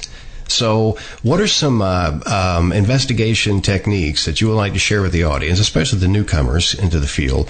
What are a few investigation techniques starting from the client interview process? What are some things you would do? Well, in the client interview process, we can start there.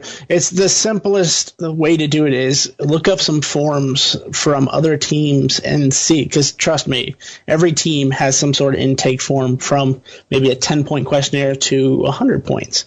And every questionnaire is different, but they all arrange around the same thing, to evaluate the person that you are trying to investigate for, because there's a lot of reasons that you can go into an investigation and instantly dismiss what you're seeing, because maybe they're on a medication that has hallucinogenic properties. Maybe that's a side effect.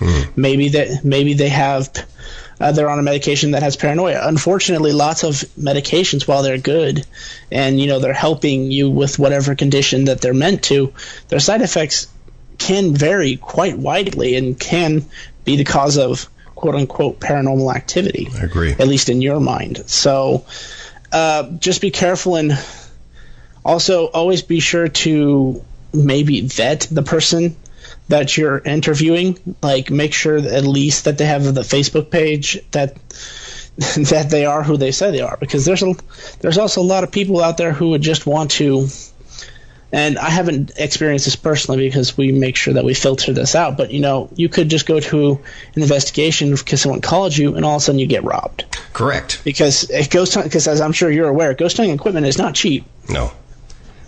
And just because you have a pair of khaki pants and a polo shirt doesn't mean you're a paranormal researcher either. No. And that's another thing that we like to address is you can wear what you like, but there is a certain kind of dress code to make sure that, one, you don't cause anomalies in photography, because if you go out on an investigation and wear a neon orange shirt, trust me, it's going to affect the photography. Good point. And so there's no one team has the same dress code, but it's always generally, make sure that you don't wear too heavy a perfume or cologne, because that also is something that an investigator looks for. Rogue smells like cologne or cigar smoke. I can't tell you, there was one time at a place called Hill House. It's here in Greenville. They do paranormal tours, and we were investigating, and we all started smelling the cigarette smoke. And, we were getting excited because, that's kind of cool. The rogue smells don't happen very often. Oh, yeah, it's rare. Well, we came to find out that the window into the room we were was open, and there was a couple of people who were smoking on the front porch. Oh. And so the air was wafting it into the second story. So you also have to be aware of things like that, because, that can tamper with evidence. And see, that's all it takes. That can throw off an entire investigation, create false positives, so you have no choice but to throw out a lot of different things. Just craziness. And these are great tips. And stay tuned. More Haunted Voices Radio coming up here right after this. More with Andrew Rice. Stay tuned.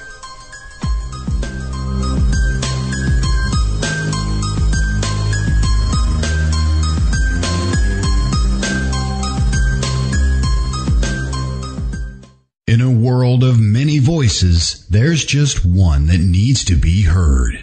Yours. Join the conversation at letstalkradio.net.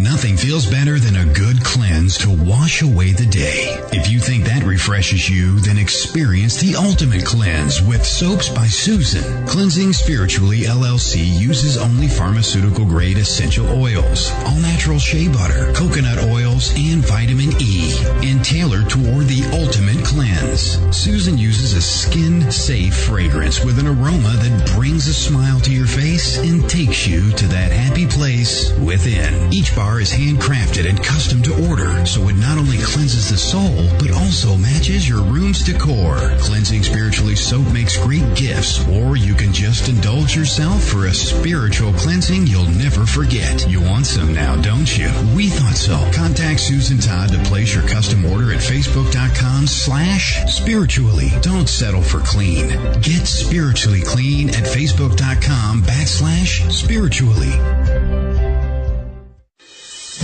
Since 1948, Fate magazine has delivered a one-of-a-kind reading experience, covering everything from psychics, UFOs, paranormal investigations, and more. To subscribe, visit fatemag.com or call 828-702-3032. That's 828-702-3032. Subscribe and find your true reports of the strange and unknown at fatemag.com. Haunted, a psychic story by author and radio host Ariel Grace. This is not your average book of hauntings. Haunted, a psychic story is written from a psychic perspective and contains true stories and some handy tips. Written in 3 parts, Haunted, a Psychic Story contains chilling adventures, advice from the archangels, and helpful tips used by Ariel Grace to clear haunted homes around the globe. Haunted, a Psychic Story is available on Amazon, or you can download straight to your Kindle. Haunted, a Psychic Story by Ariel Grace. Get your copy today.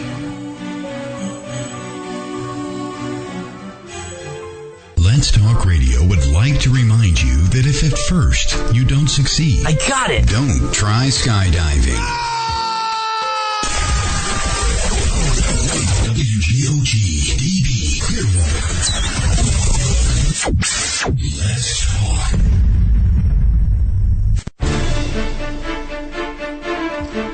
.47 past the hour. Of course, you're listening to Haunted Voices Radio Live, and the majority of you are at letstalkradio.net or some of our other outlets like TuneIn and iTunes Radio, places like that. Thank you for listening this evening, and we've just had an amazing time here. First hour, again, we talked to Gavin Kelly, Paula Purcell. This hour, we're interviewing Andrew Rice. A lot of great information was shared with everybody today, and everything's being archived as well. So if you missed a few parts while you were taking your notes, like I was, you can get the archive free of charge there at letstalkradio.net. We'll have it up there. It'll be 10, 20 minutes or so. We'll have it's an archive, so the actual commercials and things are included. It's like listening to it for the first time. We can't change that. You guys would kill us if we did that. So that's what you're going to get, and you can also listen to it. Subscribe for free on iTunes, Google Play Music, and listen to us there, iHeartRadio as well. You can find all those links right there at letstalkradio.net. Now, before the break, we were talking with Andrew about different protocols and do's and don'ts. You know, we've covered a lot of great information here with him, and we only have a few minutes left. We do have another question here for you from chat. Brenda's asking, what about metal on the clothing or body? It depends really on the type of metal. If it's really highly reflective, I would say leave it in the car. Or if it can be hidden underneath the clothing, I would do so. Just because that does bring a slight issue to both photo photography and video photography, where you might have stray orbs off of dust, or you may have all sorts of light distortions that can be caused just by a mere reflection off of a necklace piece. Yeah, because you do get a lot of that these days, the infamous orb phenomenon. I mean, is it dust? Should we use more pledge? Change our air filter? There's so many different conversations we can take on that. That's a whole show in itself, Andrew. But agreed. What I want to get into with you is how you're helping kids out there in the paranormal. You know, that really stood out to me. So let us know how you're helping them out there. Well, when we started TexPart, my mom wanted a way for me to be able to investigate here in Texas safely. And so those were the ideals instilled into me. So when we started doing public events, like we used to have a Ghost Hunting 101, our haunted tours that we do, we have many people come up to us afterwards and ask, you know, what's it like to be a paranormal investigator? And you hear, unfortunately, you hear these stories about kids going into graveyards and they hear, you know, they just want to be the ghost hunter, but then they get fed up with not getting any results, and sometimes they do stupid things like step on people's graves. You know, you're supposed to be respectful, and some have even gone to the extreme of smashing tombstones. Jeez. So my mom appointed me later on, it was maybe a couple of years after TexPart was founded, she appointed me the youth team lead so that I could teach kids and other young adults at the time how to investigate safely and what the procedure was, because it's easier for a teenager to listen to another teenager than it is to listen to an adult. And because of my experience, it made it easy for me to show them. I have a guy I investigate with. It's not as much anymore because, you know, life is life. But sure. He started out and he had no idea about the paranormal field. He had only seen shadows here and there, but he's grown to be basically my right-hand man. If I need help on an investigation and I know I need some serious help, I can count on him because he learned along with me, because even I, during those times when I was leading the youth team, I was still learning. Correct. I was still learning. I've heard all sorts of theories in the time that I've been investigating. So I've had time to test all these theories, at least for myself, to a certain degree, and he was right there with me. So over the years, we've had several individuals who come and gone, but they've all, when they start at TexPart, the idea is to make sure that they have a good investigative base. Make sure they know how to use the equipment. What's the proper questioning that you should have? What's the proper questioning line you should be using? What to look for in their photography? And we teach all members, not just our youth group, members, but all of our members in general, how to look at photos on their computer and how to actually, look for evidence and how to edit. How to, remove the filtering that a digital camera default has. There's a certain medium that they use to make sure that the light comes in okay on the lens. So there's many things that we taught them, and we want to make sure that these kids aren't out just doing stupid things and getting in trouble because a lot of people don't realize that the police are involved with ghost hunters a lot. Oh, sure. Because people break into locations that they don't have permission to be at. That's another thing that I would recommend, that if you're going out on an investigation, one, make sure you have permission from the owner, and two, maybe give a call to your local police department in that area, because, if they know you're there, people think that they judge you, but really they don't. They just want to know that someone's there so that they don't have to worry about burglars breaking in. That's the thing. What you do with children, that is amazing.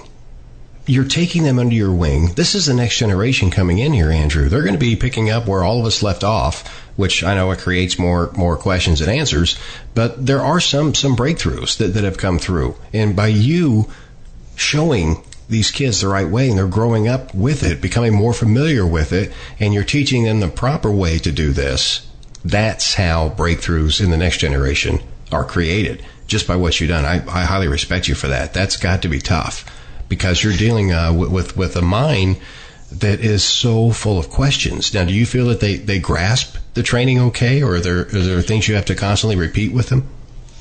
To be perfectly honest, they actually... and I don't mean this as an insult to anybody who's an adult, but they grasp it a lot better than most adults do, because they're still not quite set in their ways. Because as an adult, we're all taught that you have to think like this, you have to see things like this, you have to do things like this. There's procedure to everything. But kids and even teenagers, they still lack that structure, so it actually makes it easier to teach them the proper procedures, because it's just something that you can instill in them. Now, they are very much more argumentative about it, and they may not always take your word for gospel, but that's okay. That's actually that's a trait you want in an investigator. You don't want an investigator going in just believing everything that they hear.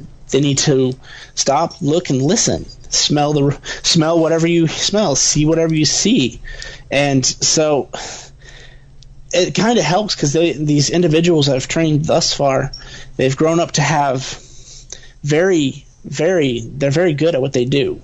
You bring them into an investigation, and they may not know 100% of the tech, because the tech is changing all the time. Right. But you give them something they know, or you ask them to do something, and they will do it, because that's just the thought process that they have.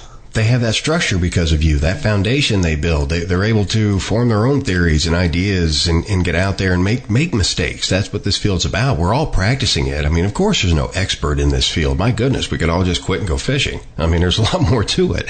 There's no expert at all. So the research itself and passing your knowledge on to the kids for the next generation, I wish there were more people like you doing that. I really do. A lot of people don't have the patience for something like that. Well, it is extremely hard to deal with teenagers. I mean, I've been a teenager. That wasn't that too long ago for me, but, that somebody needs to show them what they're doing, because, number one, if you really want the paranormal field to advance, you need more fresh minds all the time, because, I mean, even in my case, I have a set... I'm flexible, but I still have a set of ideals and beliefs. I have a set... I believe that it works one way or another, because this is what I've experienced. But that new mind may come in and say, no, that's not how it works, and they may question it. And as a result, they actually may find a breakthrough in the field of paranormal research and further its legitimacy in the scientific community, because that's ultimately that's one of the two things that paranormal investigators usually want to achieve. Either they want to help legitimize the paranormal investigative field, or they want to validate experiences that they've had that got them into the investigations in the first place. Correct. Well said. And we just have a couple minutes here left. I want to turn the mic over to you, Andrew. Take it away. Let people know how they can contact you. Anything you want to promote, the mic's yours, my friend. All right. Well, if you're in the Texas area and North Texas, but we help pretty much anywhere because we are very well connected.